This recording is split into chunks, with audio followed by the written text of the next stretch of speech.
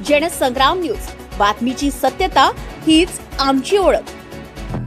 त्या विस्तार अधिकाऱ्याने प्रशासनाला गंडवले, बनावट जात प्रमाणपत्रावर केली नोकरी, सरकारी आरक्षणावर मारला डल्ला, शासनाचा पैसा ओतला घशात, शासनासोबतची लबाडी महागात पडणार का?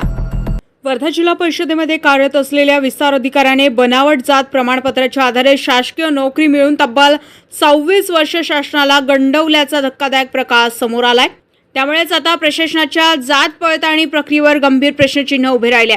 प्राप्त माहितीनुसार वर्धा जिल्हा परिषदमध्ये कार्यरत असलेले विस्तार अधिकारी सुनील बाबाराव गावंडे यांनी स्वतःची मूळ जात कुणबी बदलवून धनगर जातीचे बनावट प्रमाणपत्र सादर करून सन 1999 मध्ये ग्रामसेवक पदावर रुजू झाले।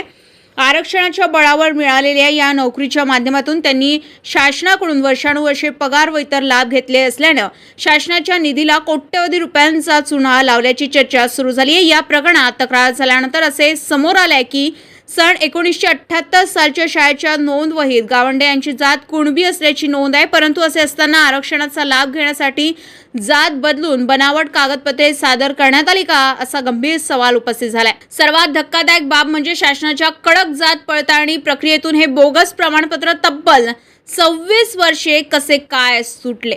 प्रशासन इतके वर्ष झोपा काढत होती का की या संपूर्ण प्रकाराला राजकीय अथवा शासकीय आशीर्वाद लाभला होता, हे शोधणं आता गरजेचं झालंय।